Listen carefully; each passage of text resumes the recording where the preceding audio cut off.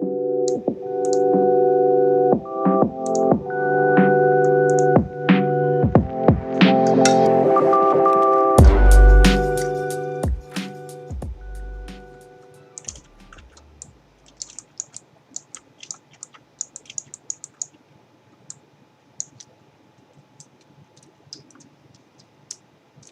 right, how's everybody doing?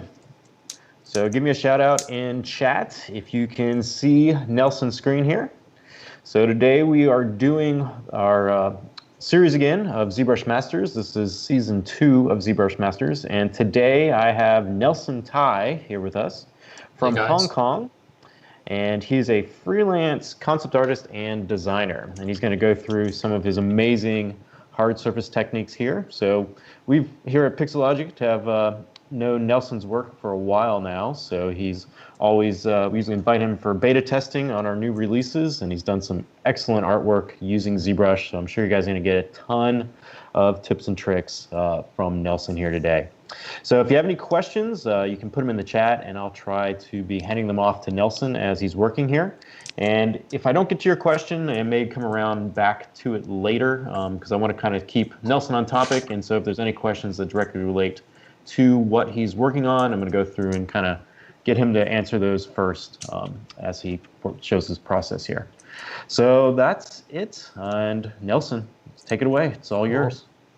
Thank you, Joseph. Hey everyone. So first time doing a stream, so I hope to be sharing something useful for you guys. So this is my character, SEB, which I posted recently.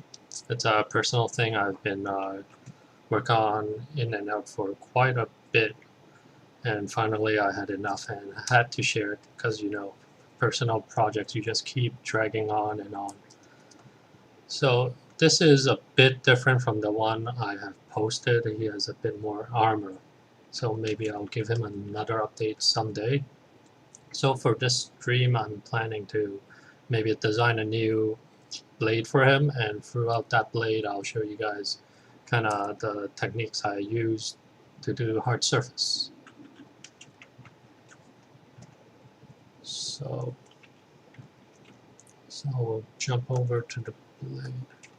So just earlier, before you go into the blade, can you go back to the full model quick? Yeah.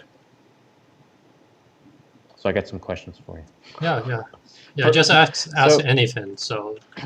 So for like a model like this, you know, what's your average time frame on building your entire character? Because there's a lot of detail in this model, and like you have a lot of different parts and a lot of different assets, and it's crazy detailed.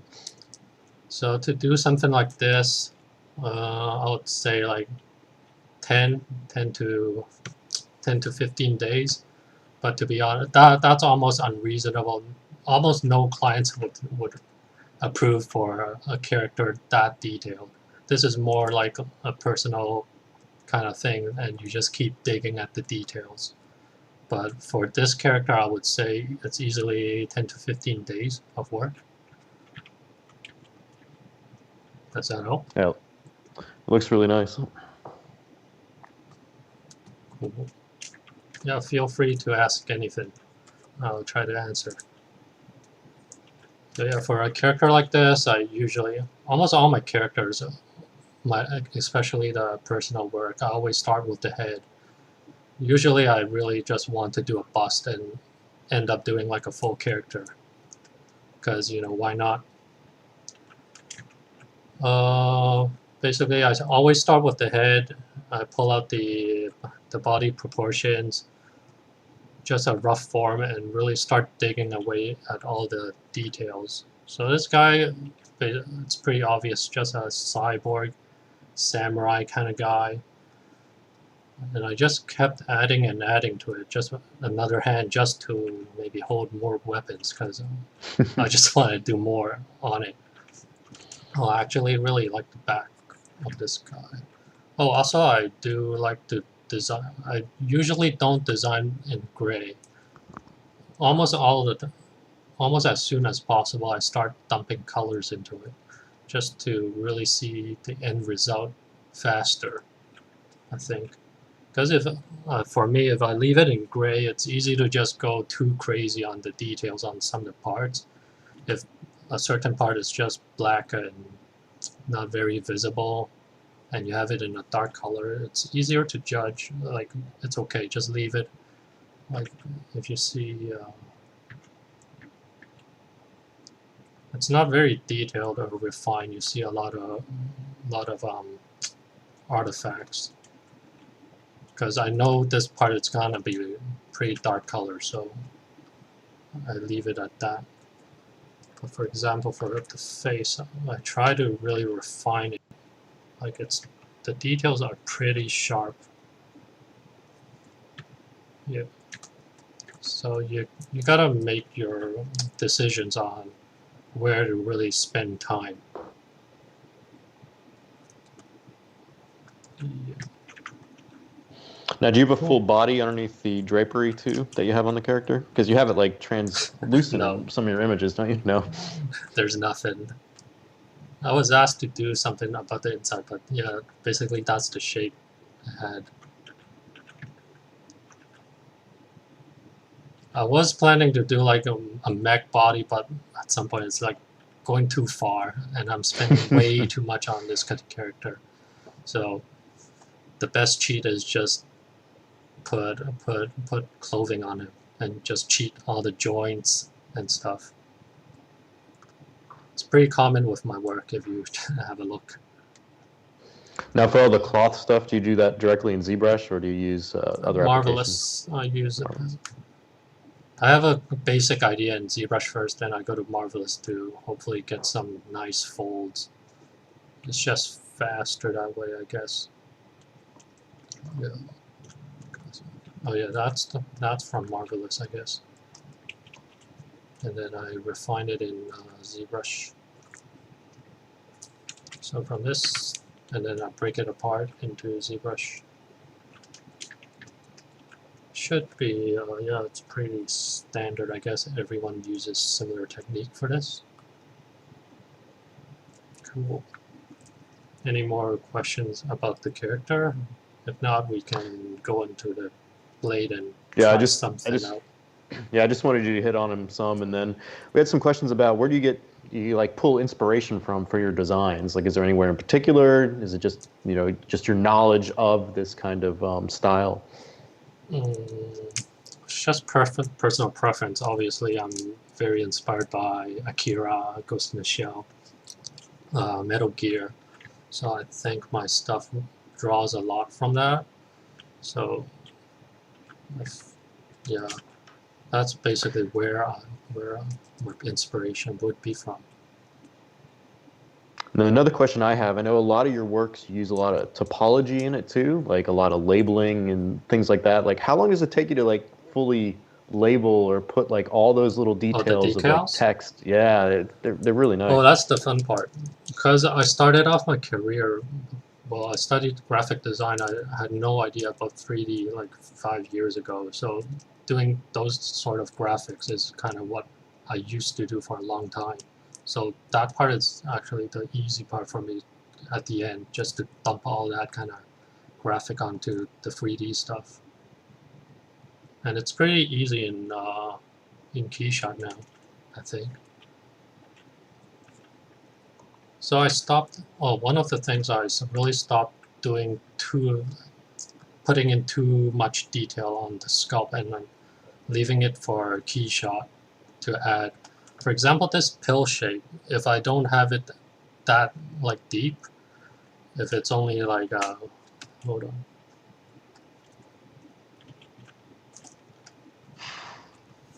For example, if it's just kind of shallow like that, I'll leave it to I'll do it in Keyshot instead of doing it on the mesh, so that I have more control in the end. Because I have like a library of decals like in this shape. So in Keyshot, I would just add a decal like that and change the material and add like a bump to it, a negative bump, and it would achieve the same thing. And it allows me even more control. Like, for example, if this is all black and I add a decal in Keyshot and I change it to like a silver material, so that's something really common I do. Does that make sense? Yeah. Okay, cool.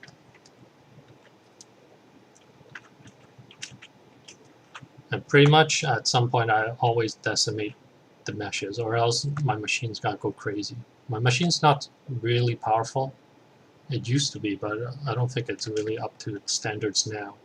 So at some point I really, when it's almost kind of what I want, I decimate it at least twice, so that to keep things running. Or else this guy's easily over like 100 mil, so I have him down to 20, which is, I think, reasonable. Yeah. I think I got most of the questions in. I see when you're rotating around, you have dynamic solo on too, to kind of speed up your process. I'm taking it. I'm pressing that myself. Okay. I'm not sure. I'm not sure if it was even a hotkey, but when I press 2, it does solo. I've been doing this so long that I can't remember if I assigned it or if it's from factory. But it's just by nature. I know this guy is heavy, so I just press solo to rotate him. But if I go to like this blade, then by instinct I wouldn't do that because I know it's smooth enough for me to rotate. Cool. Yep. Cool. Let's get into this blade and some techniques. Or is there any more questions? You're good right now, and if you guys are watching, you have any questions for Nelson, definitely put them in the chat, and we'll try to queue them up for him. He's going to go into his techniques now and how he creates the assets. Okay, so for everyone that's using ZBrush, really set up tons of hotkeys and custom menus. So you see here, I have a bunch of stuff I always use. I just press A, this pops up. Shift A, a bunch of clipping stuff pops up, and then Control Shift A for decimation, extract, panel loops. So that really helps speed up and keep the whole creative process smooth, or else you'll be looking all over the menus for buttons, and that always interrupts the flow. So for a blade like that, this would be a technique I would use to create it. So for example,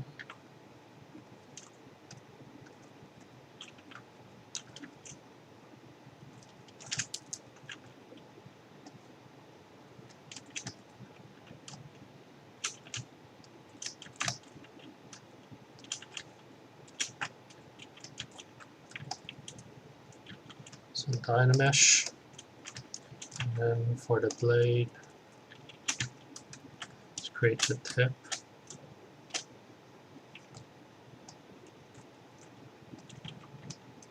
Oh, I also have a fill object hotkey for Alt F, because I do like designing the color basically as I'm designing. So to create the end, this is something I would do. So I mask it, and then turn off symmetry to use bend curve. Select your axis, give it a bit of resolution. Just create a bend that you like. So after that, DynaMesh, do a slice curve, take off the top, and then DynaMesh to fill it back. That. So that creates the blade shape right there. So yeah, since ZBrush added all these deformers and modifiers, they've been really useful. I use bend curve and deformer a lot.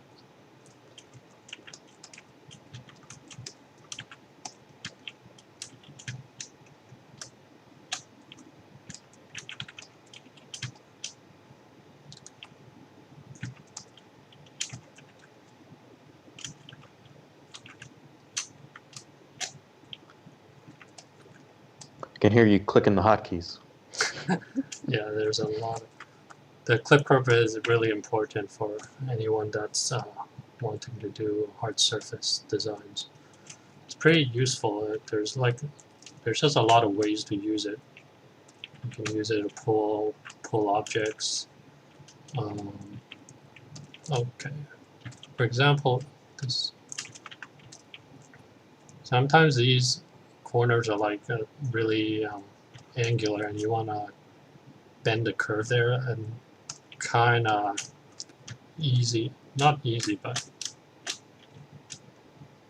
a quick way to do it. It's not so, it will take time to clean it up, but a quick way to solve that bend is use the clip curve and do like a reverse curve on it, and the clay would kind of draw towards it and fix it.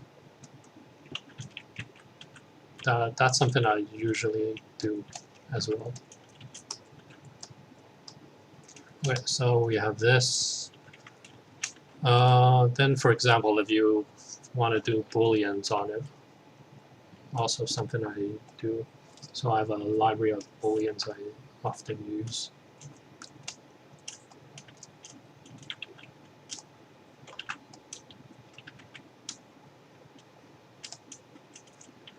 So I'll split a mask, and then I only need one side.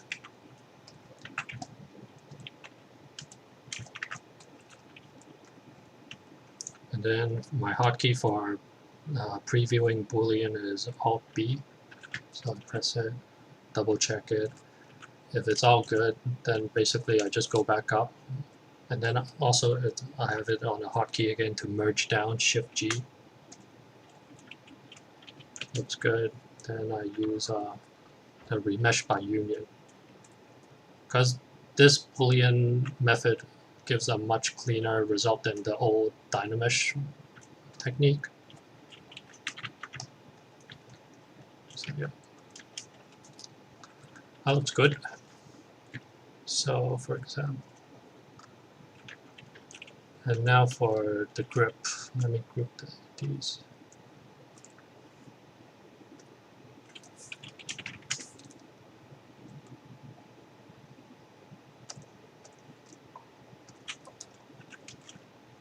Okay, we'll start from scratch.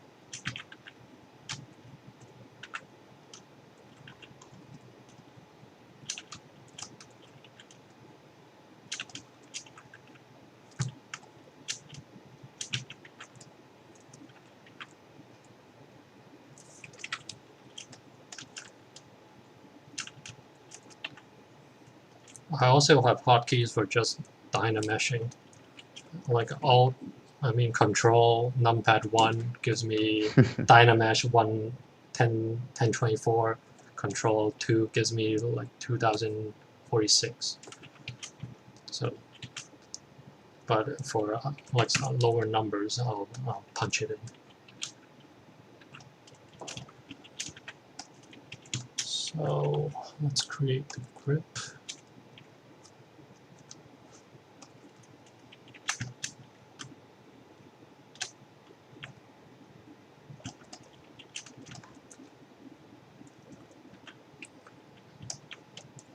So we can explore the grip shape. I really like the move infinite that we have now, or else before it's like all wobbly. This is pretty handy to just try out different shapes. Okay, I can't guarantee a good design, but we'll focus on just different techniques and brushes combinations.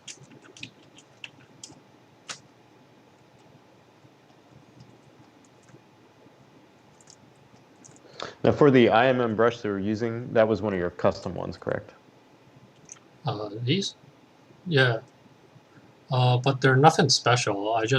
Because I'm always adding cubes, so I basically just created one by inserting a cube and inserting a cylinder directly. Then I have other IMMs which have different Boolean shapes. You see on top? Yeah. But yeah, they're nothing that special. Then I have another one. It's just throughout the years of working, I have a bunch of different bolts and stuff. But basically, 90% of the time, I don't really use any of these. It's always just the same bolts. But yeah, that's helpful. So, trim dynamics also a brush I often use just to do these kind of bevels. Then H polish just to give it a really fast cleanup. Okay. So another kind of technique I use the mask lasso a lot because it's probably my favorite, the mask brush. So for example, you want to punch a really weird shape into this. This would be something I often do. So I really like the mask lasso because you can clean up your mask quite a bit with using the flat side. So for example, I want to punch in this weird shape, right? So I would use an extract really thin, and then accept it, and then take that main polygroup. I'll do an auto group so that I only need one side. Delete all the extra stuff. And there's no reason why I use polish by feature twice, but I've just done it for so long that it's just natural for me to do it. So turn off symmetry, then I use Z-remesher. Usually starting at 5, then I cut it to half, another half, something reasonable. And then if I see jagged edges, I'll clean that up with a slice curve.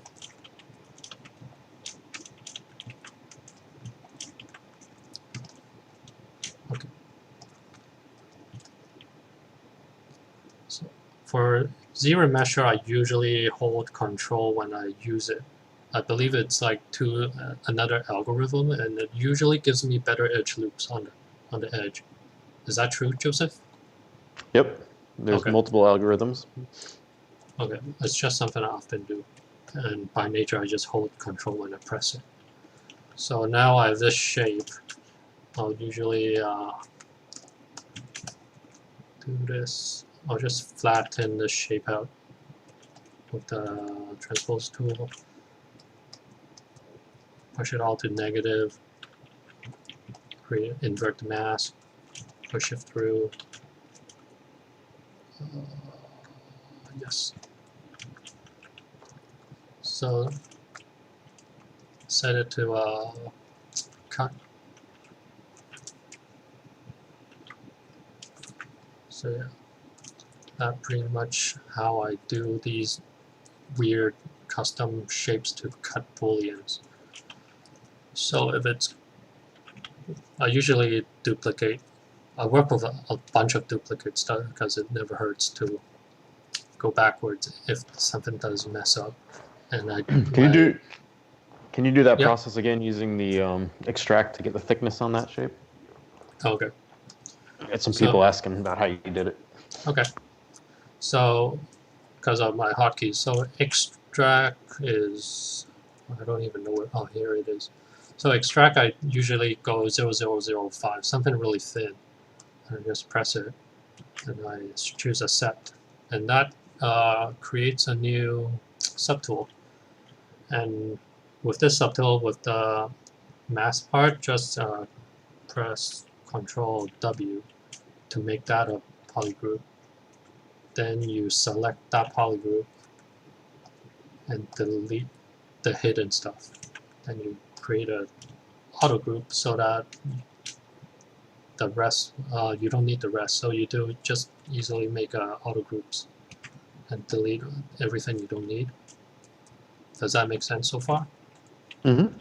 Okay, and you see it's super jagged, so you want to take that away with polish by features, which usually gives a pretty good result.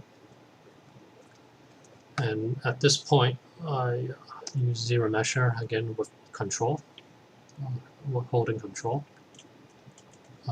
Sorry, you need to have symmetry off, or else sometimes it fails. So that's the result. Usually I want it lower poly so it's easier to control the edges. So same thing, I don't like this kind of jagged edge, so I clip it off and I just do another ZBrush.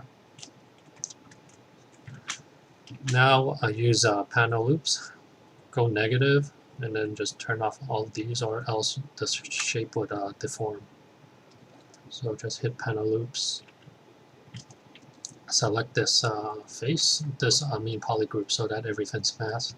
Click outside, invert it, push it all the way through. It's not very, it's not straight. That's okay, we can clean it up just with the click brush. And just do a crease polygroups border. So when you hit DynaMesh SEB, it gives you a clean result. So you hit subtract here, you would see it.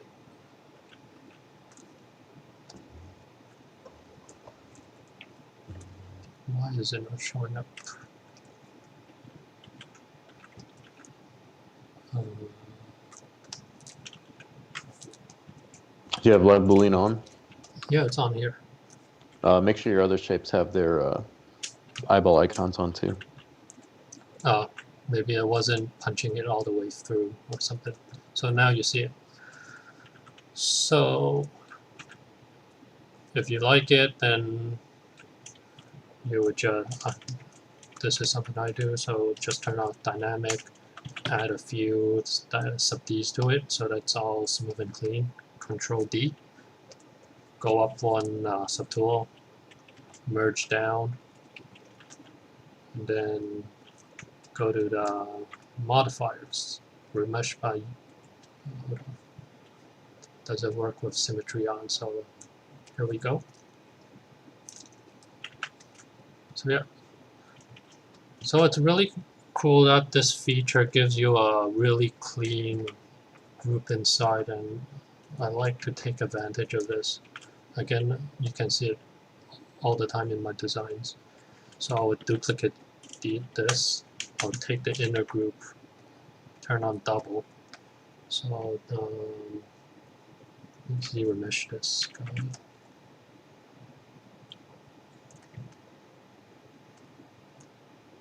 Just have it a bit lower so it's easy to control. Then I use the Z modeler brush, Polygroup. So that gives it like an inner rim, and I think it's really cool. It's just something it's almost impossible to do just by sculpting. So I really like this added detail. I think you'd see usually in my designs it's like a dark color and then some kind of crazy neon rim inside. So that's usually how I do it.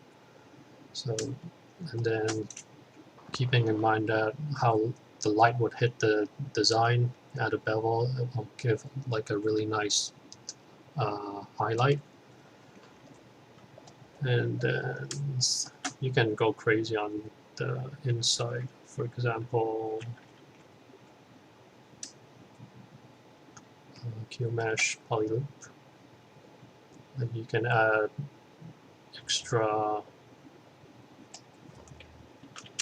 just extra levels of detail inside. It's just something I like to do. So yeah. So, or if you didn't want to punch a hole but just want to punch it inside and work on it in another ways, you can do this. Let's see. It's also something I often do. Usually I do the upcoming technique if I'm like doing a helmet or something. I need to split multiple parts off. So I would group these two. I would clone, and so that's a new subtool. I mean new tool. So I would split it back open.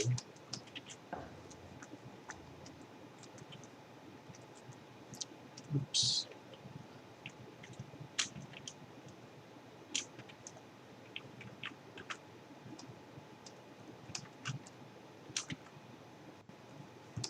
Hold on. Oh, oops. Sorry, I need to grab a version where it's not cut yet.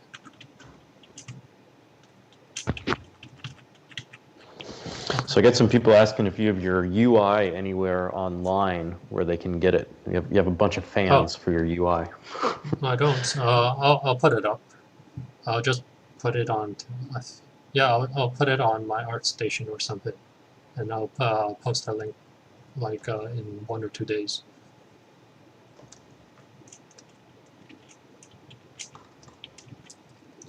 Okay, so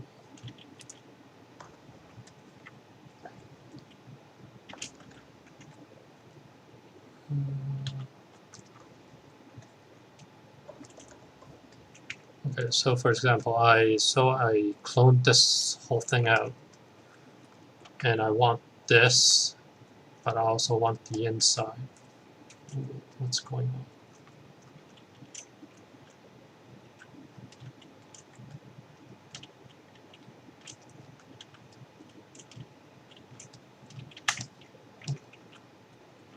That's weird. Why is it doing that? Why is it having all these weird holes? I don't know. I missed the process of answering questions. Anyway, I'll try to fix this. Okay.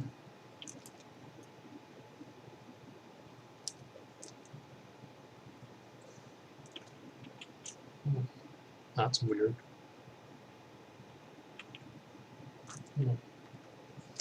Okay.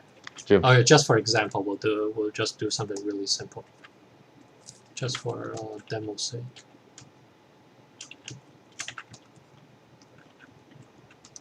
So, for example, you want to punch a hole, but you also want to keep that square. So something easy is merging the two and cloning it out here, and then I'll just make Boolean mesh once like that, switch it to intersect, press it again, then just append both back in here.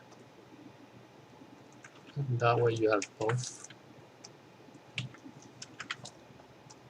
Just in case sometimes you have you don't want to punch a hole, you just want to separate this guy off to do something else. Yes, if you know what I mean. So it's something I do often as well. So back to this guy.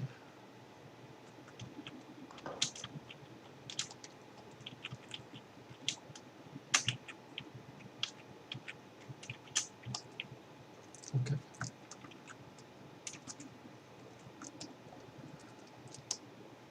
All right, cool. Let's see.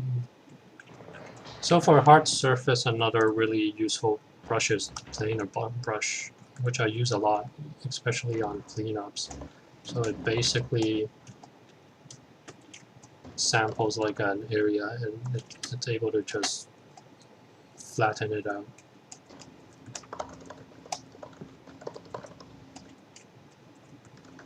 So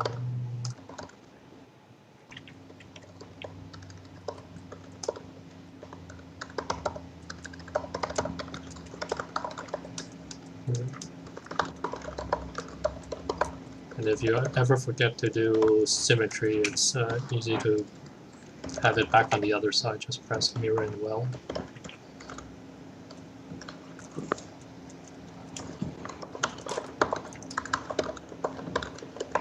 Cool.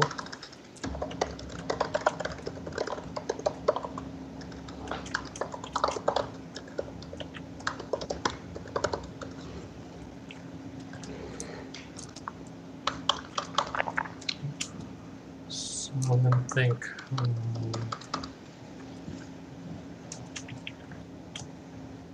So the transform line is also pretty powerful with how you can use it to drive curves. So if you are on the move feature and have to hold Alt on the middle, you can pretty much do like a kind of curve modifier on it, which is something I use often as well, just to find better shapes. So you create more curves. Just try to fix this in. So yeah, I'm still a big fan of the transform line. I'm not fully into the new gizmo. Yeah, you use a lot of transform, but you use it really well. Yeah, thank you. I'm not sure if I know all the features of it, but yeah, this kind of thing is very useful. Just holding the middle and pushing it like a curve. So for hard surface design, it's really just spending a lot of time using polish. I don't know, I can't even remember where I picked it up, the MAH brushes. They're all super, super useful to use. I'm pretty sure it was on ZBrush Central. Someone was putting it for free because it has a lot of really helpful brushes, and also it has a really useful masking brush. It's called, I think, Mask Bias, this one, because it can, you see how it works? It doesn't function like the normal mask where it'll take everything. If it's hitting an edge, it will know when to stop. A depth mask is what it looks like. Yeah, maybe. So yeah, that's super cool too. Oh, also, for example, if you were designing all this, you're punching these things in, and halfway through you're having second thoughts and thinking, oh, what if I just punch this whole area through? A quick way to just punch this whole thing through is by, hold on, let me save. Just in case. Okay. So if I want to create a Boolean and kick this guy in, an easy way is use Polygroup it.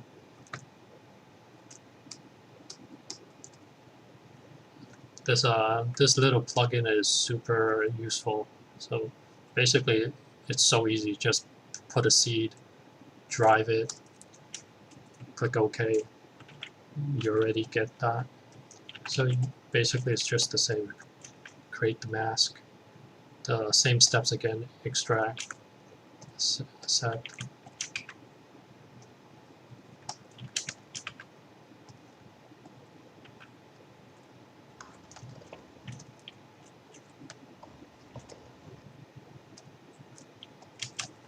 And it's always best to flatten it, because when you pan a little bit, it just creates less problems.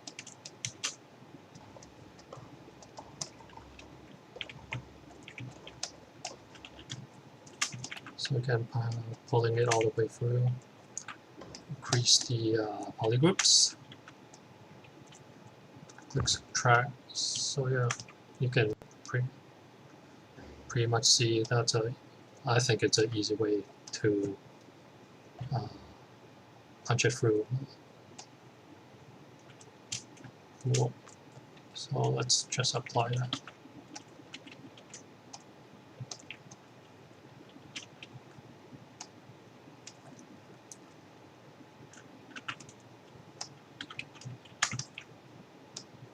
Cool. Let's see what else. Okay.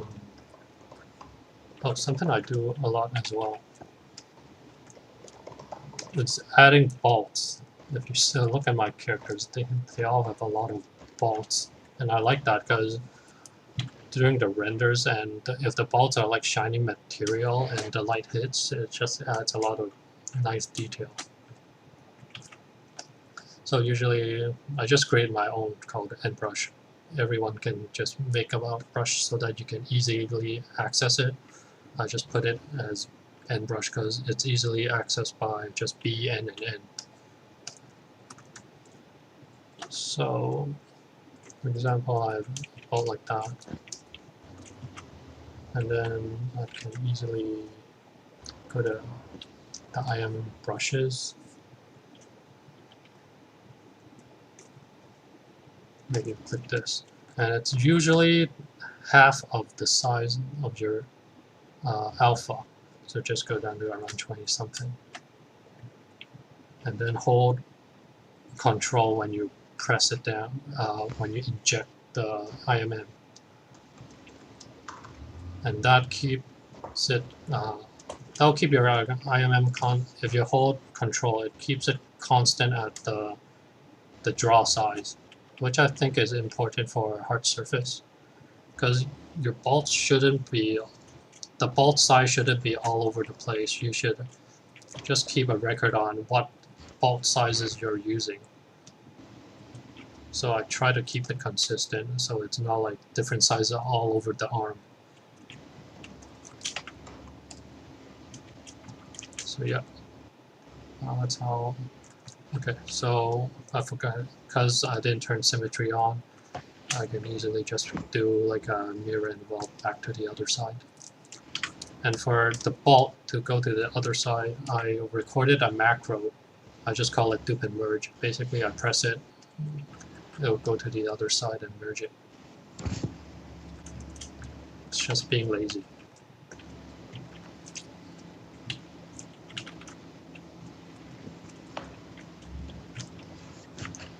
Okay. Awesome. Well, I'm not sure if everyone knows there's like a macro for example, you draw a rectangular mask. I used to do this a lot, just try to clean up these rounded corners, but actually ZBrush comes packed in the macro with a button called Apply Rounded Corners to Mask, and it's awesome.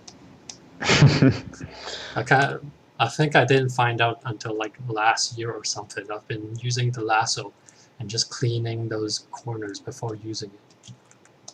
So yeah, everyone, it's in macros. Yeah, apply round corners. I think I found out when I was trying to create the duplicate and merge macro. Yeah, that one's a handy one to use. Yeah. Okay, so you can soften your mask by control clicking the mesh, and then I assign hotkey to sharpen the mask with Alt S. Is there an easier way to sharpen the mask? If you control click off, it'll blur, but then that other button will do the opposite. Yeah, so you're doing it correct. Okay.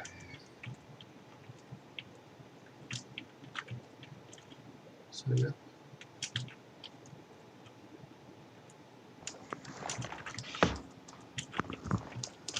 Okay. Let's see. I can always add more details. So you see I do use the lasso a lot. It's just really easy to control and create shapes, and just clean it up a little bit.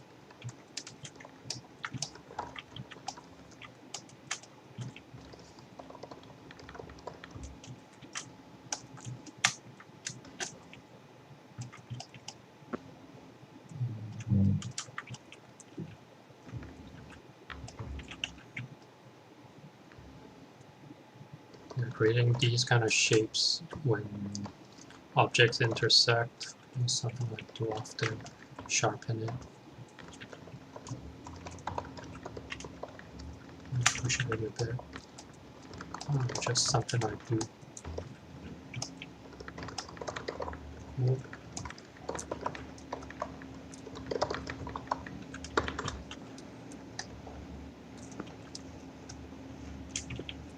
Okay. So For example, if this is looking way too straight for, maybe it's looking way too straight and you want some kind of curve on it, I would just take things that are, take the whole object, center the gizmo, just do a deformer on it. Symmetry.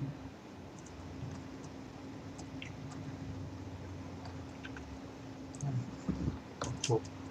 When you're done, just remove that extra part, spit it back down there, run a DynaMesh. Yeah, it just doesn't look right if everything is too straight. It should have a bit of curve, I think, just for my taste and just as a demo of some tools. Alright.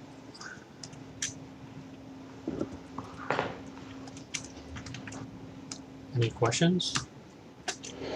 I'm getting most of them. A lot of people just enjoy watching you your workflow here.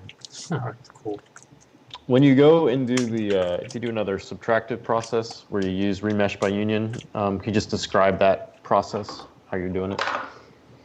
Okay, sure. We can do another one on the blade. So, for example, let's just do a weird shape. So draw your mask, and then create a really thin extract. I usually use 0005. No reason. It's just I've been doing it for too long. I just do it by default now. So accept that. So it becomes another tool. Now when you have this, press Ctrl W so that it assigns a polygroup to the mask area. So then you double check with double-check your polygroups with Shift F. Select your polygroup. Delete hidden, which is the stuff that you didn't want. But right now you're still left with like all the double sides. So you run auto groups. Select the most outer one, and delete the rest as well. To fix all the jag, so you do a polish by features. I usually run it twice. So, because these are kind of wobbly, so let's fix that up with the slice curve.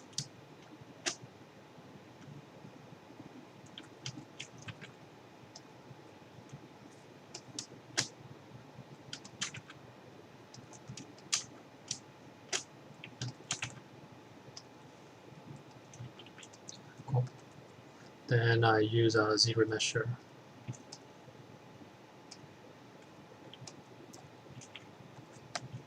You'll get used to it, and when you see the topology and the edge flow is kind of looking right, you just stop.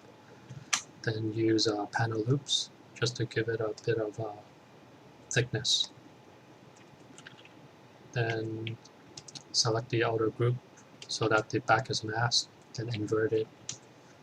Then use the transform tool, transform line, and just pull the other side way down.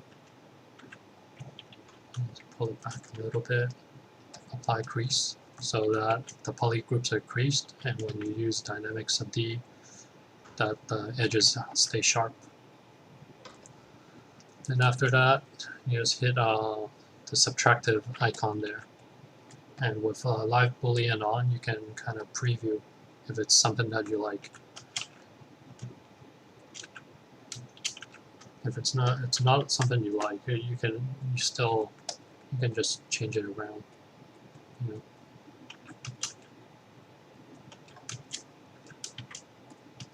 So yeah, it's been super helpful with the live Boolean. It makes everything more non-destructive. Because before you guys had this, I had to do the Boolean. If it's not right or creating weird stuff, I have to go back, try again. So super helpful with live Boolean. Can you show the process too when you did the merge down and then ran the remesh by union? That was the other thing on how you get the remesh by union to do a subtractive process rather than just a union. Mesh? What do you mean? Like I'm merging these two together now? Yeah, when you did your original handle, when you're working on the handle, the part with the yellow around it, you took it and you did a remesh by union on the handle part. This, right? Yes. Oh, okay. And you did that, and it made the object true topology rather than a preview. Okay, yeah. So right now it's still on preview because by live Boolean these are separate subtools, right? So I would do a merge down. I have it on a hotkey, Shift G. Oops, I forgot to add sub D to this, or else it'll be the low poly stuff will show up. So just add some subdivisions, set it back to negative.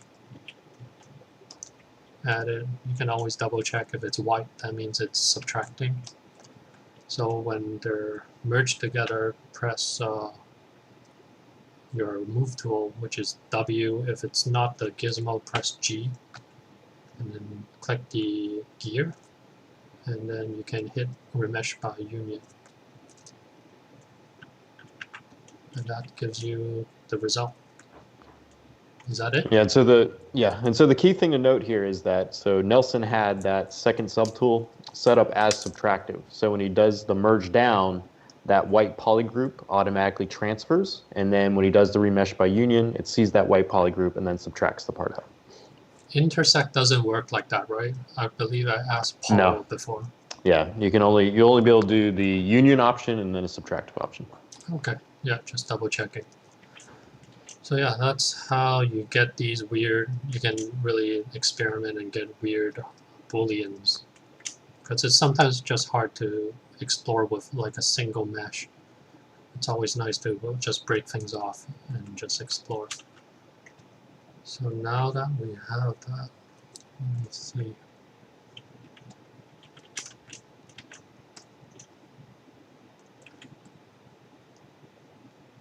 Okay, for example, if we want to create a grip, the gripping.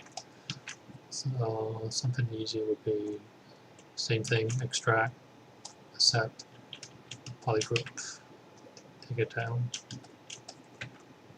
polygroup so that I remove the back.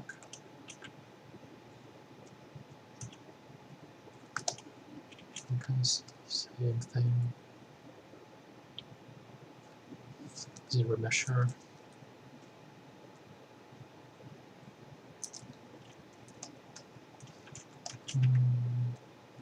Clean it up a bit. Give it a bit of thickness. I'll punch in 0.5. So with this, you can just use surface, add some noise, and it'll look pretty good as like a grip texture.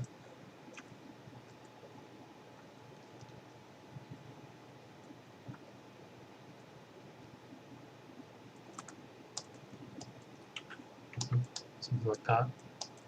Looks pretty good. But these days, I leave this kind of texture part, or creating these kind of procedural textures, I leave it for a key shot.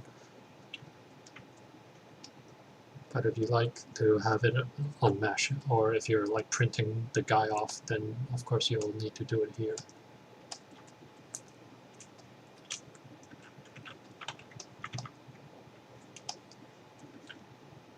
So just in case it intersects with that new grip thing, just scale this guy down. So yeah, and the kind of separation line is more obvious as well, which I think looks nice.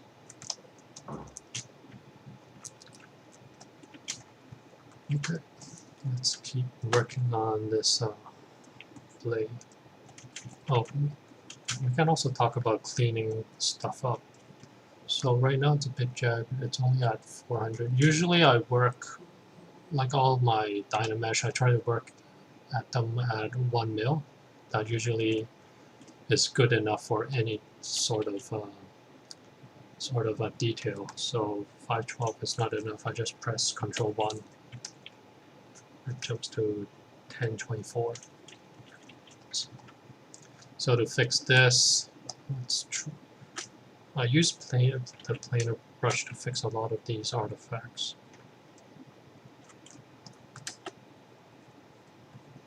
It's just something you have to do if you do hard surface designs with DynaMesh.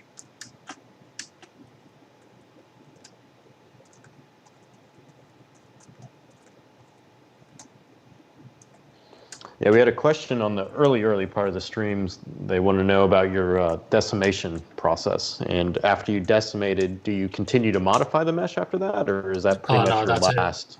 Yeah, decimation means that's it. If you want to work on it again, just DynaMesh. But usually, for example, if I'm done with this guy, I pull up the menu I have, which is the same as the Z plugin DynaMesh. I just pre-process. Let me lower the, just for speeding this up, I'll use a lower count.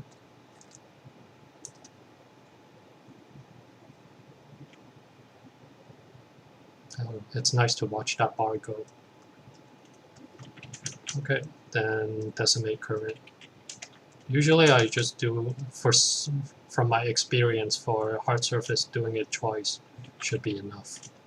Anything lower, usually the artifacts start showing up, but usually twice it's reasonable, and you barely can see it. If anything, just touch it up in Photoshop.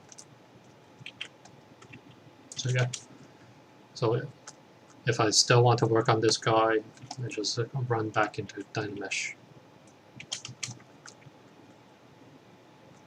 Cool. Does that answer the question? Yeah, that does. Okay. Yep.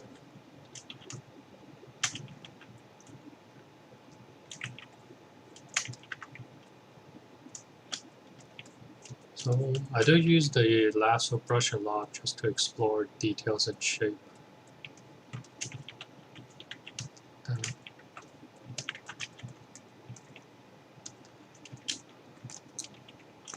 And then we can use mask bias.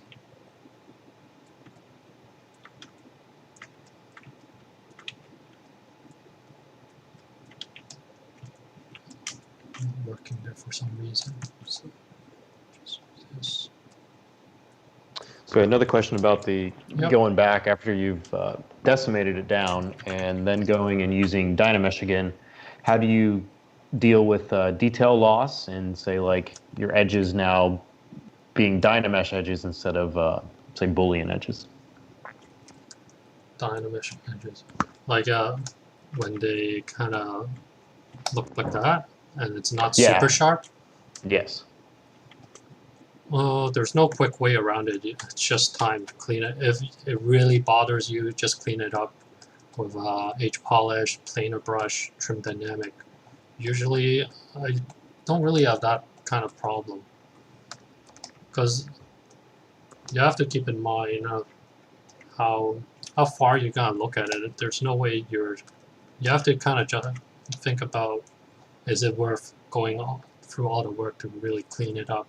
If you're just gonna end up with images, that you're gonna look at it like that.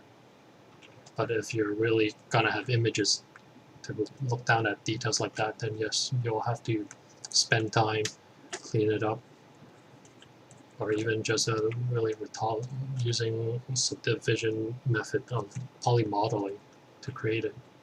There's only so much DynaMesh can do, but for like general purpose, if you look at my work, it's usually decent, and you can't really tell the edges are super jagged. Is that cool? Yep. Yeah. So yeah, just always keep in mind of the final image that you're trying to achieve. There's no point to go too crazy with the details and the polishing. And some, especially maybe that happens, and you're having a hard time to clean it up.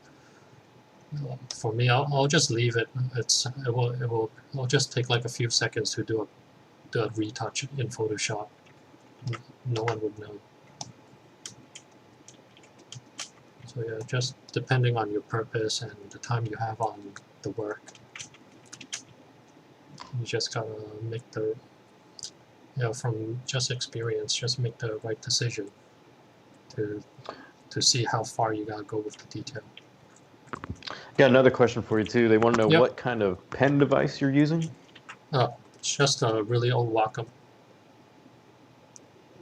It's not even the newest one.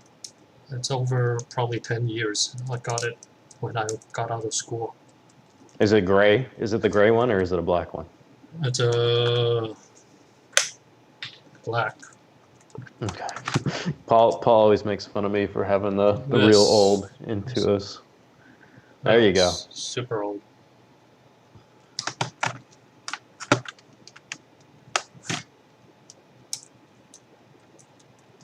Okay.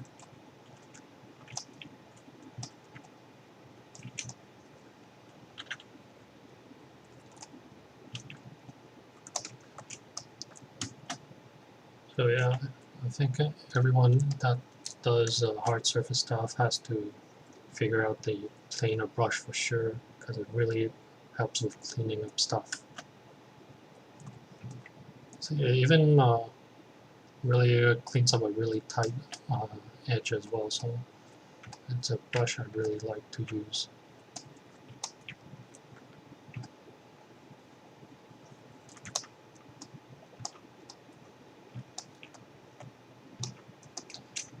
Okay,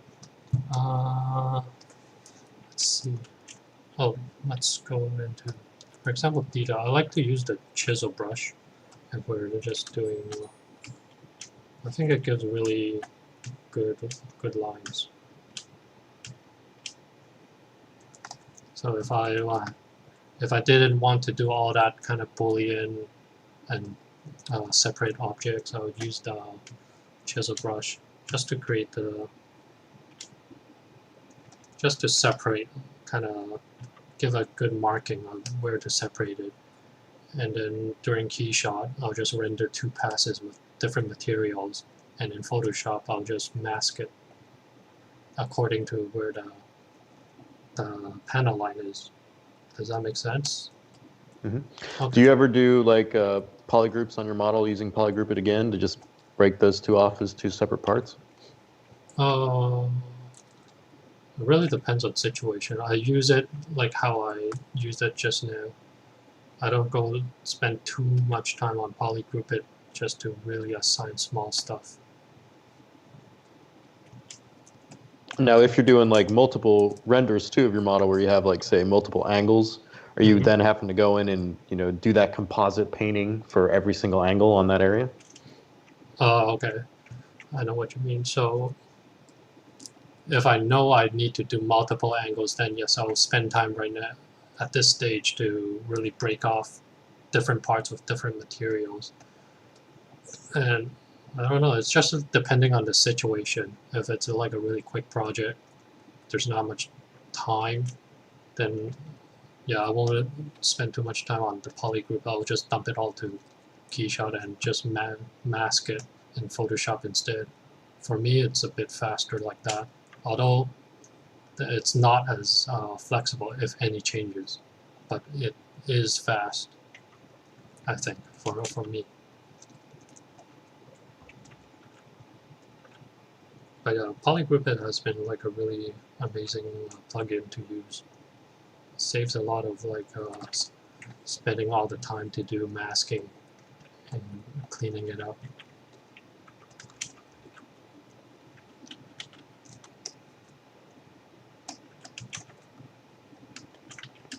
Can you show how you use the chisel brush to get those straight lines too? Okay. I think by default it comes with lazy mouse, right? Yeah. So straight lines, you just hold shift and then let go and then make it another angle, and then you can hold shift again. Right. So it's it's a pretty good brush to just draw panel lines.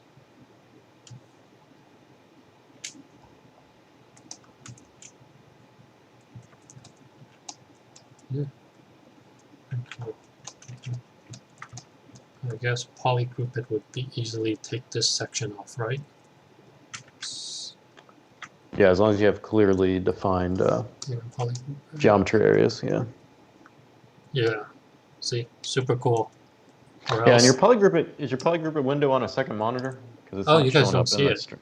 Yeah. Oh, sorry. It Oh might be no, because. it's on the same monitor, but I think the streaming program doesn't recognize it. Okay, yeah. Is there a way to show it? I think. You'd have to add there's an option I think in OBS you can allow do desktop versus application, but you'd have to change stuff. So, or you could add it in OBS as another thing there. I don't want to mess this up. Yeah. Yeah, I'm scared I'm gonna mess up the stream by accident. But yeah, everyone just use polygroup it. It's as easy as just clicking on like a panel and adjusting the slider, and it will give you the group instantly. Yeah, you could show the model before the grouping and then after it inside of ZBrush there. And they could get an idea of it. Okay, so I just press polygroup it. I want to create a polygroup on that area. So it's already done. Super fast. Or else the old way would be really trying to grab this. And it's just slow, and it doesn't give like a super accurate result like polygroup it.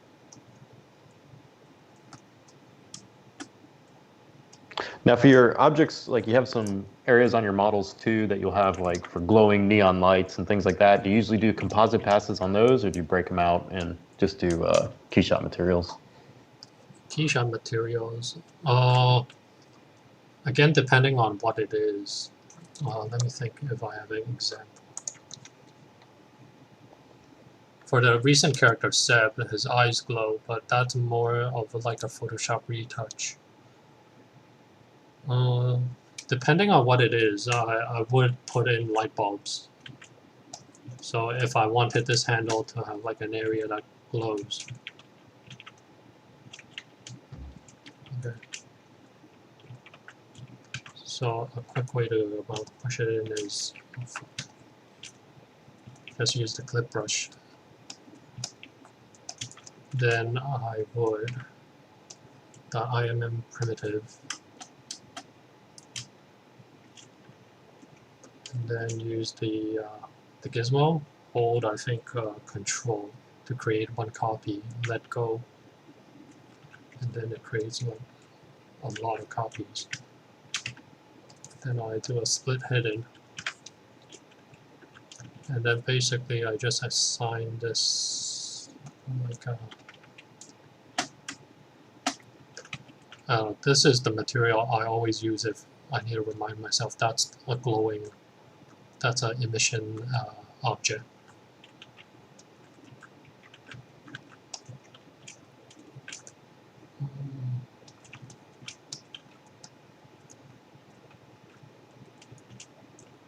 Okay, so then I would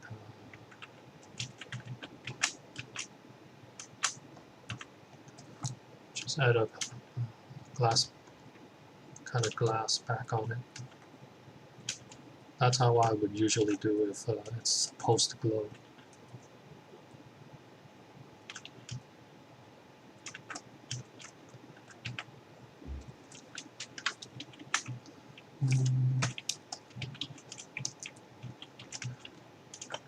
Make this into a DynaMesh, try to form it back using the curve on the transform line.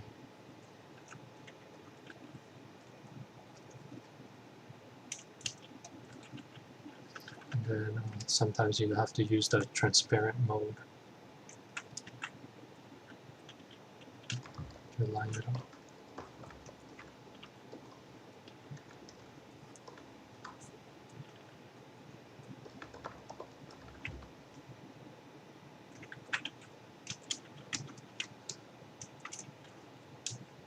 Not perfect, but you get the idea, right?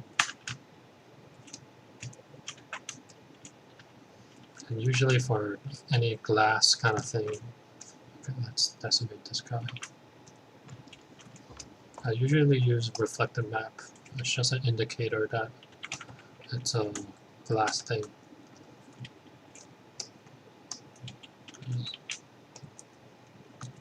Because I try to merge my subtools down to reduce the number of subtools before going into keyshot, or else the list is way too long in keyshot, and I think it's a bit more organized that way.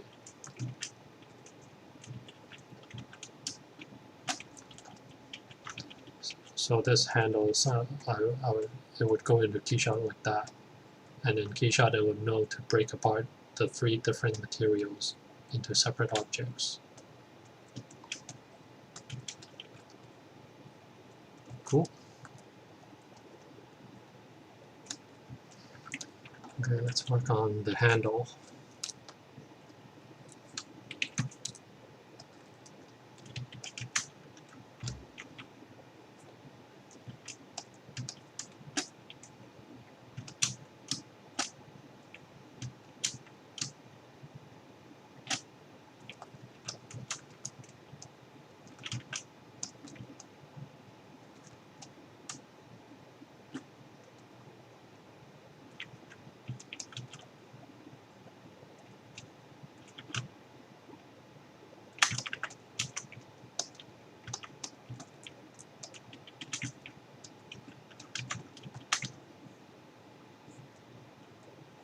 Can you show that one again, Nelson?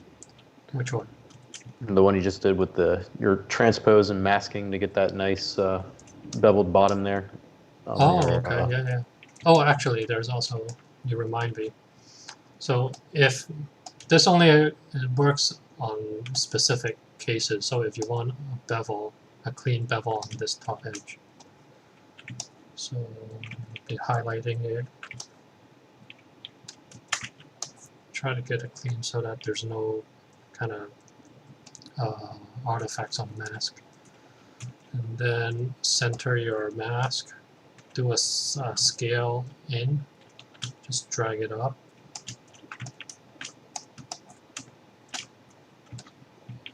DynaMesh it, and there is a nice bevel. And to redo the one at this kind of shape, it's just using mask lasso. It's just the same idea. Just and then clean up your mask a bit. Okay, and then I press Alt S just to sharpen it. And then you just find a point, usually in the middle of your transpose line, and then use scale. The hotkey I think is E. Hold the top and just drag it inwards. And then you just play around with the kind of the height and the shape you want, more or less. Also, clay polish. I think it's somewhere in here. So pretty handy. Whenever it starts to look really kind of jagged, I usually press it just to help clean up the edges a bit.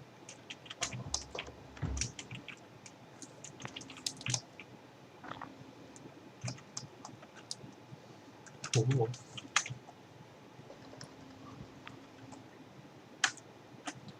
Okay, so I'll punch this in.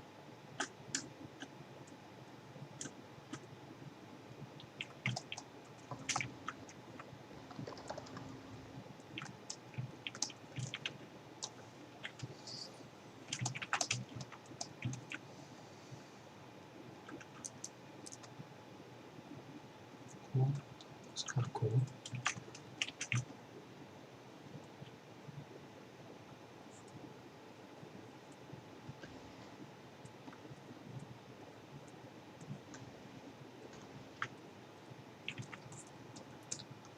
Alright, So I'm gonna extract this.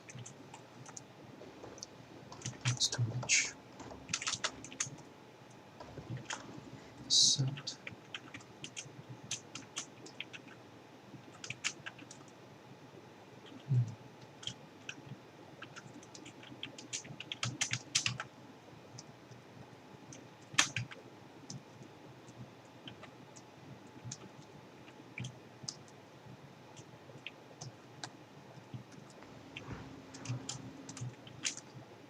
So I'm going to clean this up a little bit.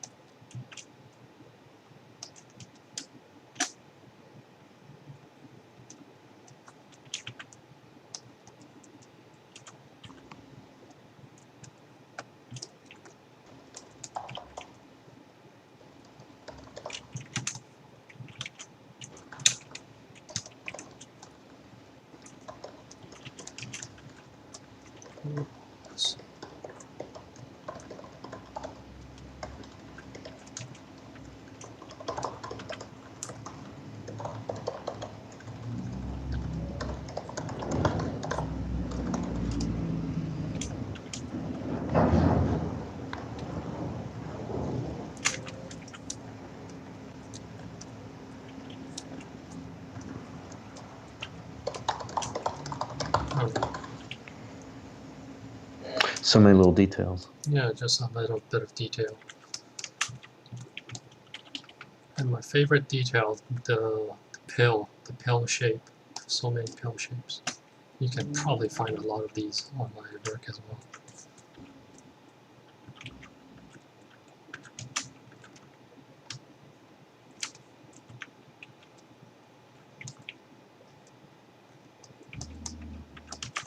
And then something I like to do, again, I treat these like bolts, and I put in, oh, yeah, put in just,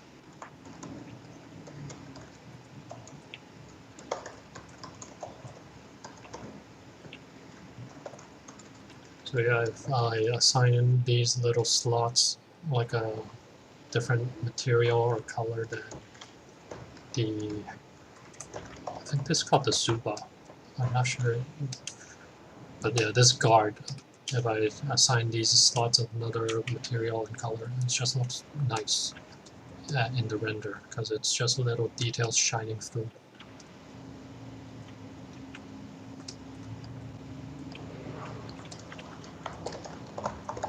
At the same time, like I said, you can do these with decals in ZBrush. I mean Keyshot, if you're not punching it that far in.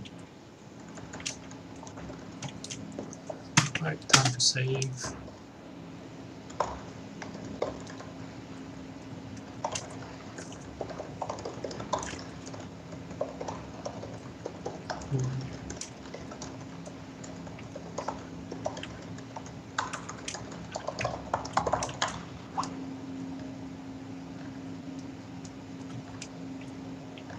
Let's see, how should I clean this up? Now, often when you work on things like this too, are you bringing in your full model as a whole at some point to kind of see how this part looks compared to everything else? Or do you just keep it all in your brain? Oh, okay. You mean if I put it back with the full character? Yeah, at some point. Yeah, just... At some point, yes. For example, okay, this is not too heavy, so okay. So just do like a merge visible, and just go back to the character.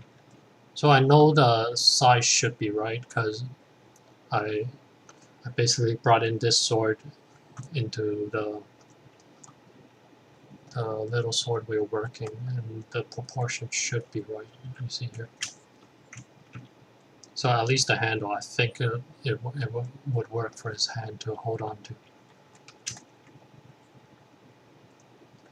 So we'll put in the merge. Well, something useful is I like to put in this guy whenever I need to post stuff, because it has good reference points to reuse for your gizmo.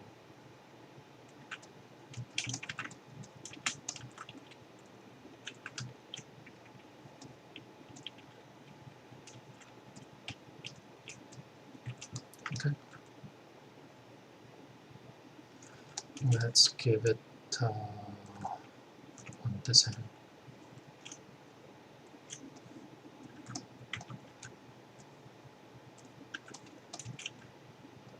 Can you explain why you appended that part too, just with the gizmo too? Because I think it's a really cool idea. Oops. Because if you don't do that, you easily lose track of the rotation values. Does that make sense? So, because this has like center points, so it's easy for you to just put your transpose line there and get it as the pivot point. I'm not sure if I'm explaining this correctly. I know I know the use of it, but I'm not sure if I'm explaining it correctly. I usually use this on any kind of joints, so that it will be helpful for me to just hit that center point and then switch it to the gizmo and then hold shift to rotate it so that the values are clean, if that makes sense.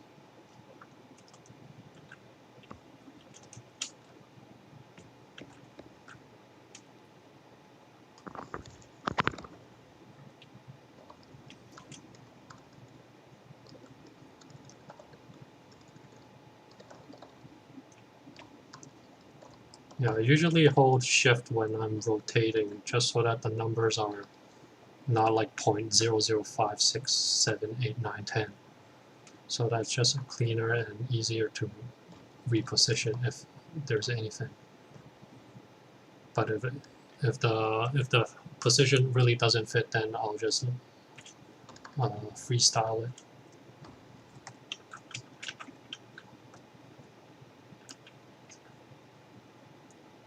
Something like that. Let me take out the other knife.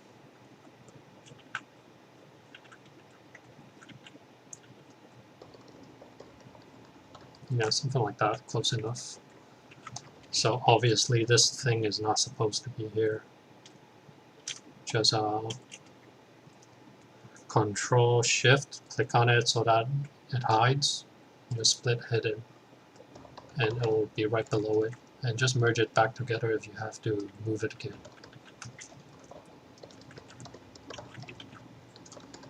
Cool. Here's a new knife.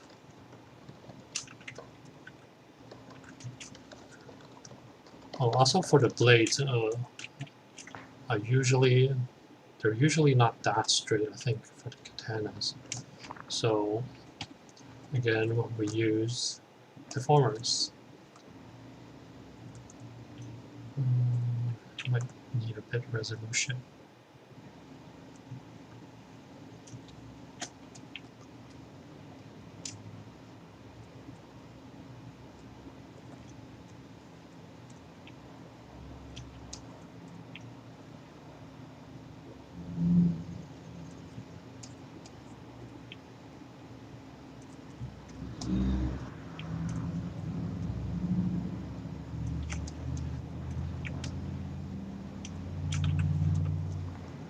I think it looks more natural if there's a curve to it than if it's all straight. But depending on your design, you can do whatever. Yeah. So that's how I would use the deformers. Sometimes I design stuff. I have an example here. For example, like his shoulder armor. What is it? I would say it's pretty hard to like design and detail it while it's curved at an angle. So basically I designed this pretty all flat. I knew it's gonna sit on the shoulder. I designed it all flat and then when I place it on here, then I use bend curve and deformer to form it so that it fits his shoulder. That would give like the cleanest result without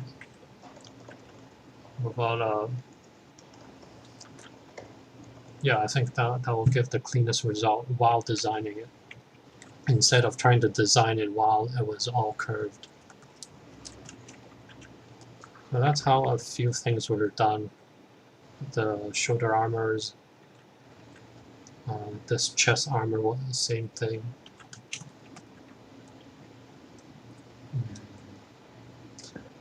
Yeah. So I had some questions on how you did his head part too, the split down the middle of it.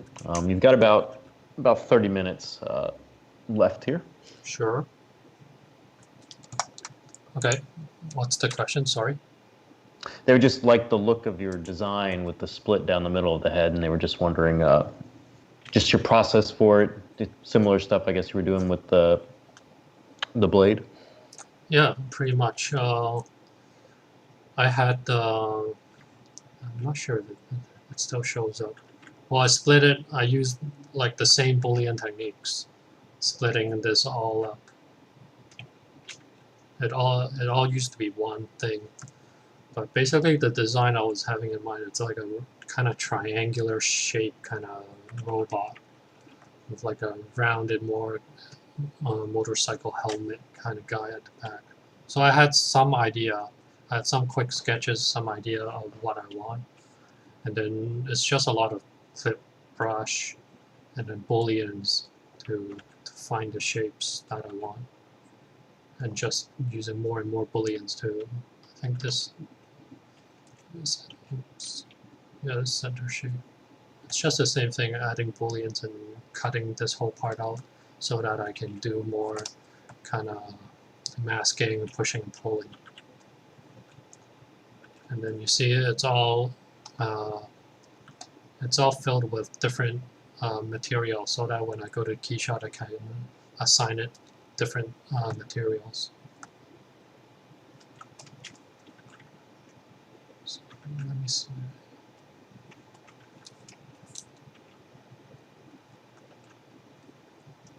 Oh, I thought I had something inside. Never mind.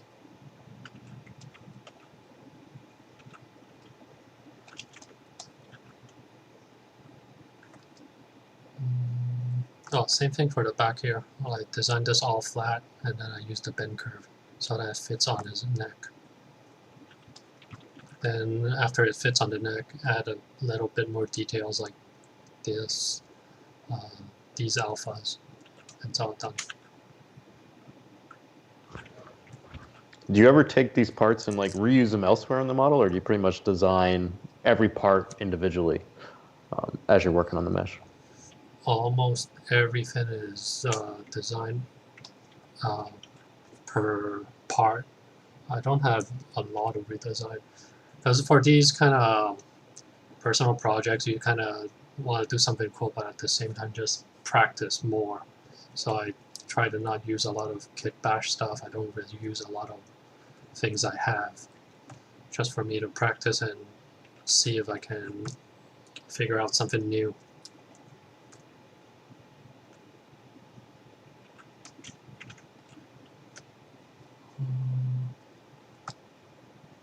So for the code is the same idea as just now, the extracts. I just masked and created all these extra layers on top of it. Yeah, super easy, and looks cool. Now for your rendering stuff too, do you primarily always use KeyShot, or do you ever use any other renderers when you finalize your meshes? It's always KeyShots, because I only know how to use KeyShot. Trying to learn about Blender and Eevee now, but the quality I can achieve is nowhere near what I can do with ZBrush and KeyShot. Oh, same thing for these blades. At the end, I used a bit of deformer just to get that kind of arc, Same thing again for the shield. It was all flat. I used some deformers on it at the end just to give it a bit more form.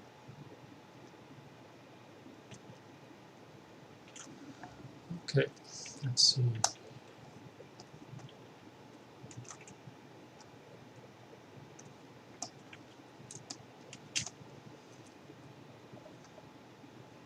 I should have wrote down more notes on what I should talk about.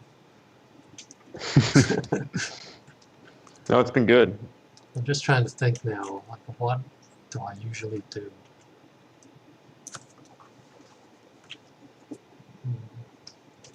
Okay, let's go through some decimation. It's always very important to keep your the numbers low so that you can work smoothly. It's so easy to just keep dynameshing and building up like crazy amount of polys.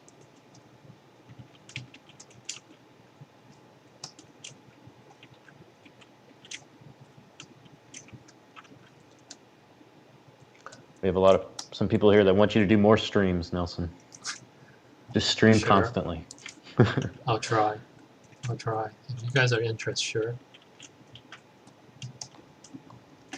I don't know. I'm just nervous. I think you can hear it from my voice. I just get nervous when people are watching me or something when I work.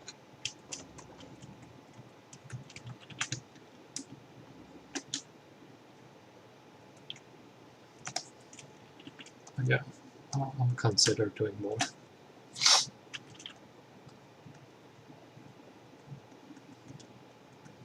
So yeah, just cleaning up the mesh with the MAH polish. Oh, the layer brush is very useful too, just to sometimes build up some kind of detail. Because it doesn't build up, it only works layer by layer. And if anything, I mean, if I draw it and it's not strong enough, I just press 1 to repeat the action, and then it builds up.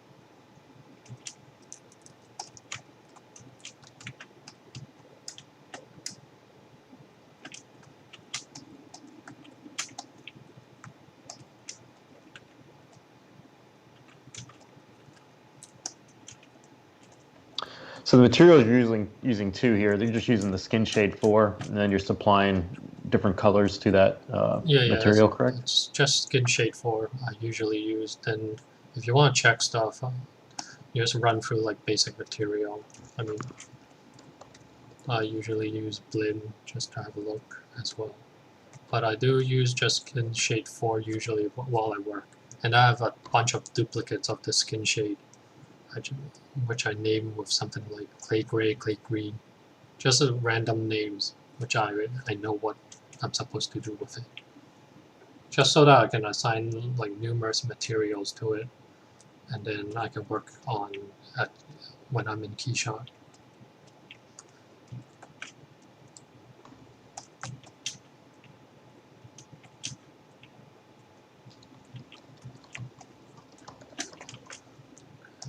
Let's use the brush to pull out some forms here.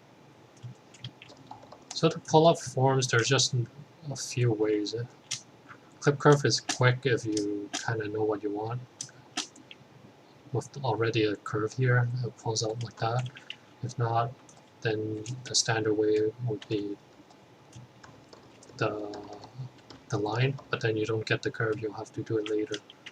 Or just using this, I mean the gizmo.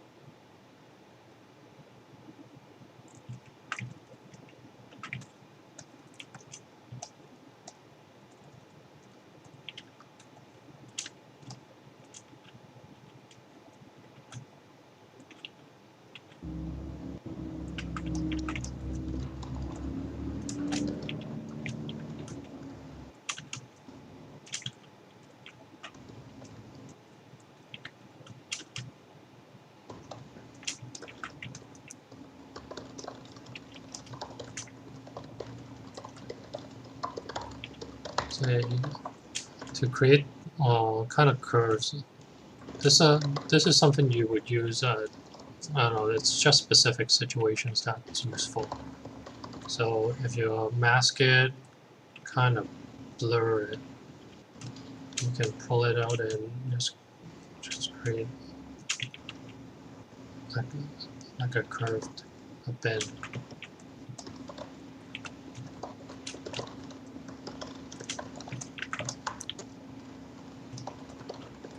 Not sure if it's useful, but sometimes there are situations where you would use that.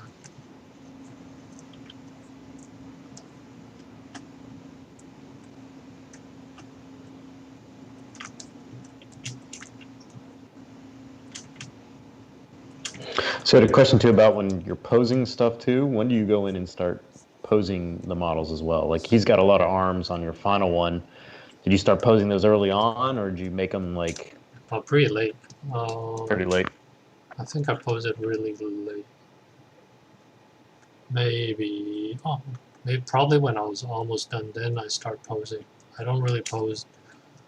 If you see my work, my work isn't like really crazy dynamic poses. Usually just a bit in here, and usually I group the whole head in Keyshot just to have some head rotations that I can adjust in Keyshot. Usually the body is pretty set as is.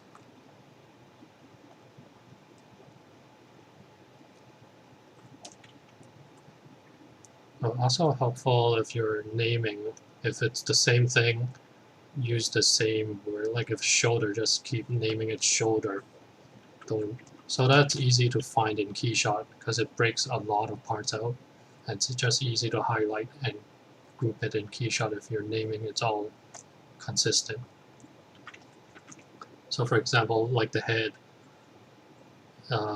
you would naming the eyes, you would head underscore eyes, so that it will be easy to find the whole head parts.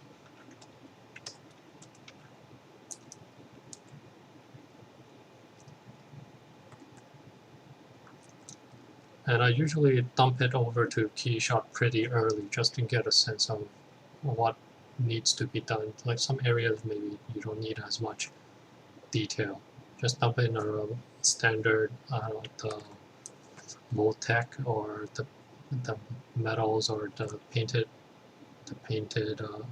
materials on it, and it gives you a pretty good idea what areas need to be worked on when it's under that kind of lighting environment.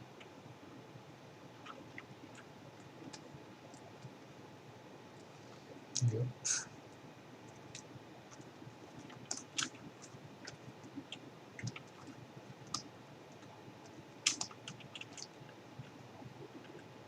So if I was create the sheath, like the holder for this,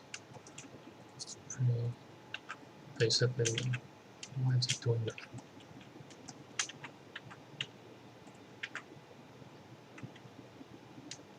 Okay.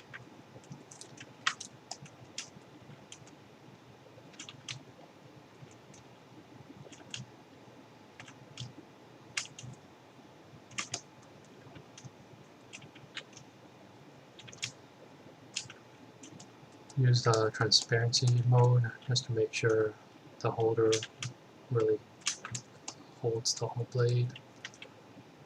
That means DynaMesh.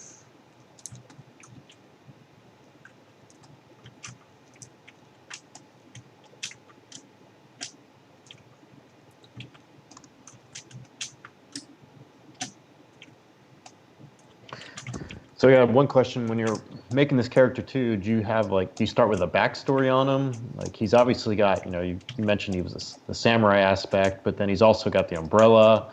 Like, are you thinking of all these things consciously as you're working on him too?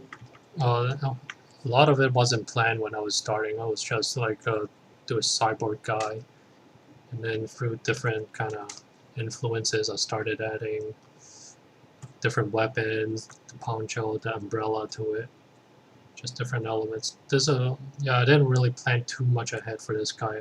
A lot of it was just designing as I was going at it.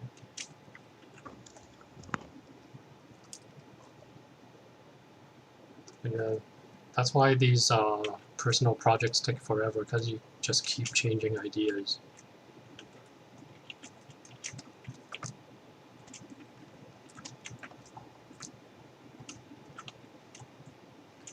Also, the backstory, I just make it up at the end. It's something that I want to be better at, just have more storytelling in the designs I have. And not just design something cool, then think of just make up a backstory for it. That's something I want to work on.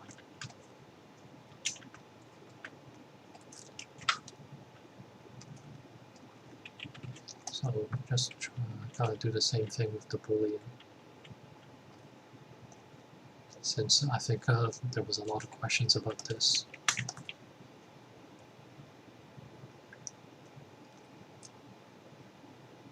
Uh-oh. Uh-oh, it's gonna crash, I think. Too much details. It's only 600, it's not that. Well, it's spinning. You never know, you never know. So I got some questions too. So you work at a company called FATface, correct? Oh, and I used to work there. I left last year.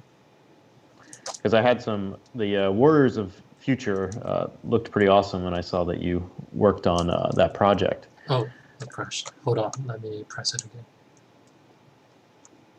Yeah, sorry. FATface and Warriors of Future. Yeah.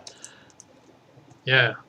Now that's everyone's still waiting on that project. But yeah, that's where I really picked up a lot of my skills, I guess. That's where my career started. So you might see a lot of my influence, because when I joined, they were freelancing work from Mike Nash and Alex Fagini. Mm-hmm. And that's where I didn't really know much about ZBrush. I know how to use ZBrush, but I really didn't know how far you can go with it until I saw the work of Mike Nash and Alex. So they really set the benchmark for me to really push what you can do with ZBrush.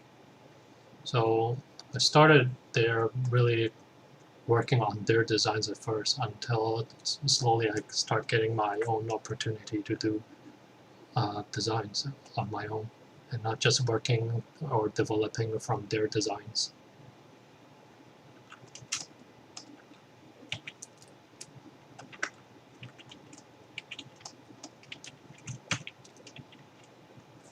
So it crashed and oops. Oh, I guess it lost the holder I was making.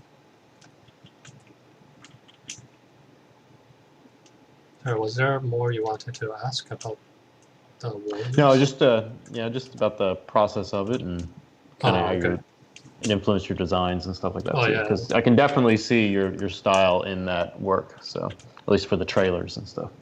Thanks. Yeah, that was a long project. I was on it for like almost 5 years, and I pretty much learned everything, like everything I know from that project.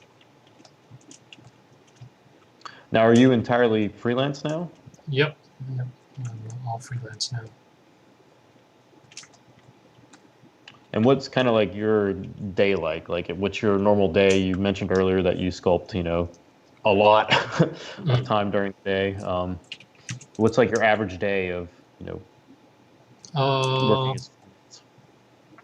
Let's see. Pretty much start work at around 11. And depending on what project, I'm pretty lucky with. My projects are like half 3D and half 2D, so it's never like too much of one thing.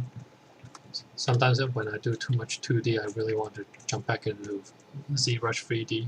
So right now I'm at a pretty good balance, and pretty much my day is just sit down 11 or so, start working, and until whenever, because I'm working with some clients with different time zones, like I think I told you earlier, which is hard to manage, because sometimes when I'm ready to sleep, they would send me a message or like a feedback, and I just can't ignore it. I'll have to have a look, and then yeah, I end up not sleeping for maybe another few hours.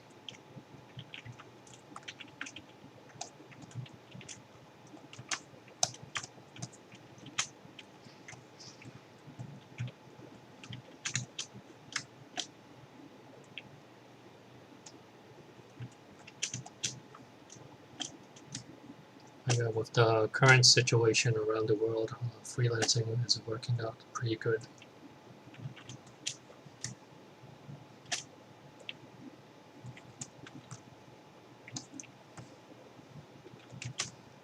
Okay, let's try this again.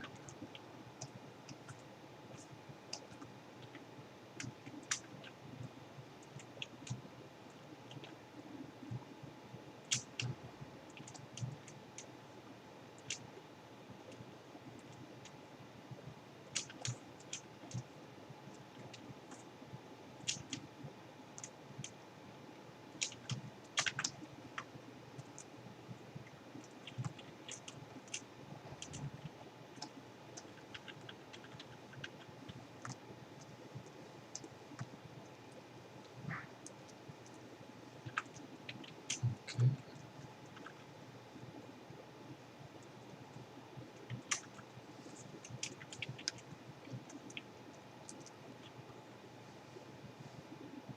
Oh no, I think is crashing again. It's not liking you right now. Fuck, why? Oh, it's alright. Okay, let me save.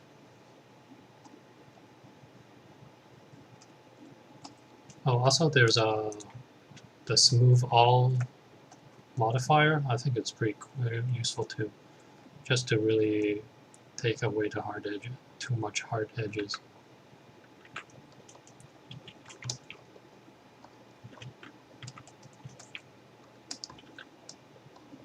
Yep, pretty good.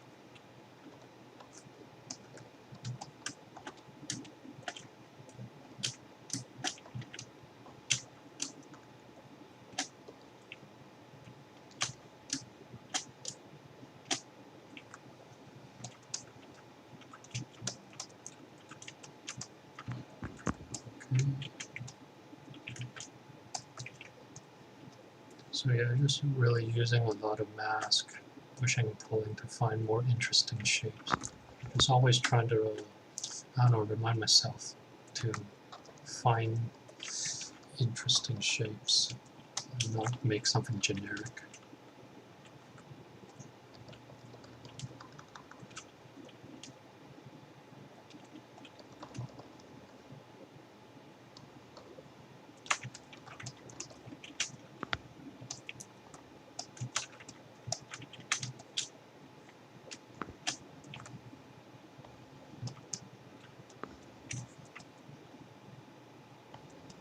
Looks like a key now.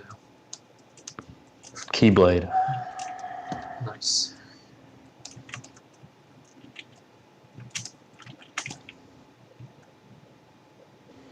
Lots of questions. I'm trying to catch up on them all. Okay, just So let me know. we have one question for the cloth on your character. Is that the final one that's in your renders? Yeah, it is. It's the same one. I just added like a bunch of graphics on it in Keyshot.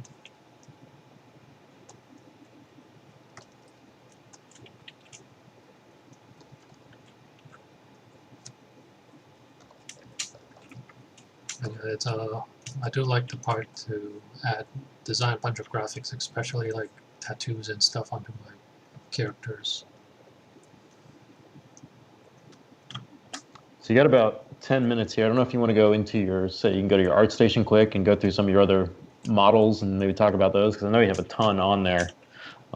Sure, is there let's see, how do I jump over? I know you had it up earlier when you had Yep. ZBrush was down. Let me look. I think it's this one. Hold on. Ah, okay. You see it? Yes, there we go. Cool. Is there one you want to look into or something? I mean, all of them. You choose. Let's see. I think the first one I got some good attention for was the bike. I think that's when I think you guys contacted me for the first time when I did the bike. So yeah, this is a pretty important project for me because I think it jumpstarted a lot of new opportunities. It's really nice. Thanks. But yes, I do want to do another one soon. Just haven't had the time. But yeah, I think my workflow has always been pretty similar, like these basic blocking and just really chipping away on all the details of refining it. Yeah, I remember the body was really hard to get right. I think I cheated here with just intersecting meshes. I didn't do like a really nice cleanup and blend it properly.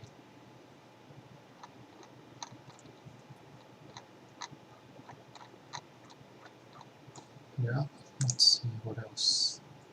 The other one you have a request for is the MGNT. You're kind of one, if you scroll down a little bit. Oh, this is all the work of the artist I collab with, Mean Goreng. I can't claim much credit for this. If you look at his stuff, it's mostly his style on it. But yeah, it was super cool to work with him and just see the shapes he was able to achieve. I still have no idea how he does it. Like I probably only can contribute, I don't know, 10-20% on this design. It's mostly him. But yeah, this was a lot of fun.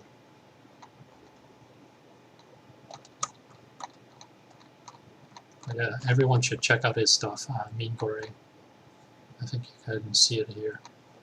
He has some crazy ZBrush sculpt characters.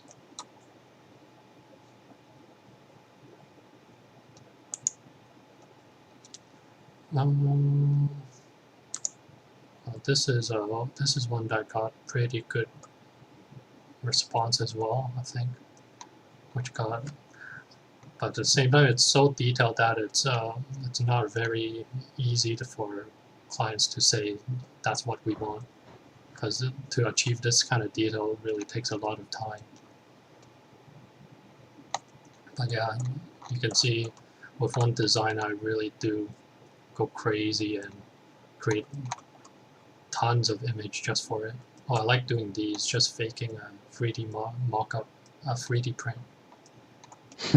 I like the ones with the one you had that you were doing with the samurai. You have one he's in your hand. Oh yeah. Is that all fake too? Yeah, that's all fake. It looks good. Yeah. I was trying to see if anyone would catch it. At first, I think people really thought it was real, but yeah, it became pretty obvious as well. But yeah, those are easy to do in Keyshot. I think it's a really simple process. I just take a photo of my hand pretending to hold something on iPhone, and I just put that image into Keyshot as a backplate, and I just try to line it up, and I render it out, and just some color grading and retouch, and it looks decent enough to fool a few. And then for your some of your 2D stuff too, do you do that strictly in 2D, or do you use 3D models and then kind of composite over them in Photoshop?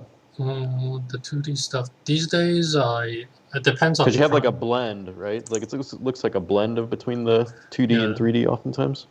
These days, it really depends on the project. I would use a bit of 3D, but at the same time, the fastest way for me is just doing a photo bash as a base, like finding images on Pinterest, Google, do a photo bash, then draw on top of it, instead of using a 3D model and posing it for a base to draw on top. I usually use photos as a base instead of 3D. But I've been working on a project that is requiring a bunch of 3D, but I use Blender instead because it's a bit faster just to do a block out. I don't think I have examples of that here. Yeah, none of those are here yet. But yeah, something like that. It's like photos, photo bash based, and I draw on top of it. Then we have one question too. Do you have any resources you recommend for doing hard surface ZBrush that you've came across as you were building up your skill set, or anything that you're like, oh, this one's really good? Resource?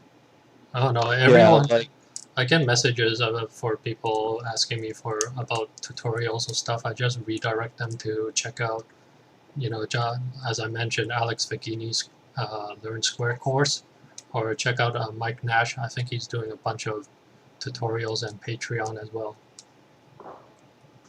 Just because those guys are just on another level. And I did learn a lot from just looking at their models while I was initially working in FATface. So yeah, check out those masters.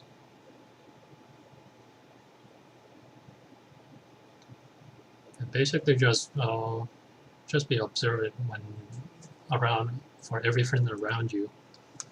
I keep a little sketchbook with me whenever I go out. If I see like an interesting shape or even like an interesting bolt, I'll just draw it down so that later when I'm home I can create a kit-bash part of it, or just do something with it. So yeah, just always observe, and if it's something you like, just try to take a photo, sketch it down.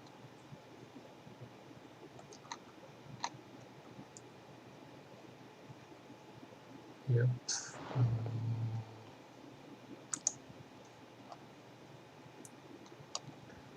All of these are just same process, just spending time with the bolts, lots of booleans, clip brushes. And after the design, just go crazy creating images.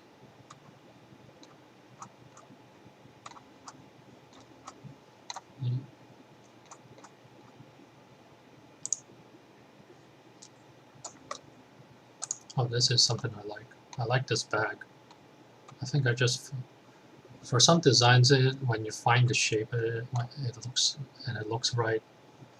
It's just cool. I think something was cool with the back here.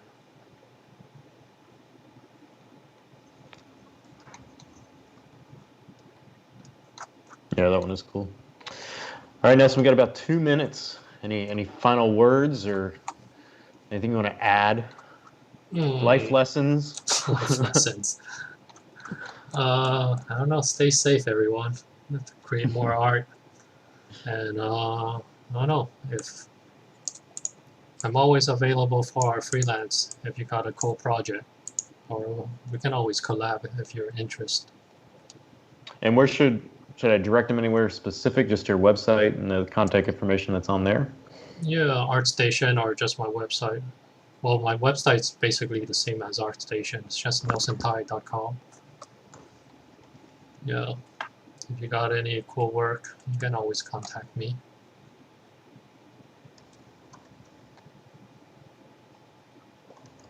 Yeah. Oh yeah, I'll post up my UI maybe in the next few days. Yeah, we had a lot of requests for that. Yeah, I might just put it. There's a free product anyways. I'll just update it and put it inside, and you guys can download it off ArtStation. But everyone should learn to make their own UI and own shortcuts.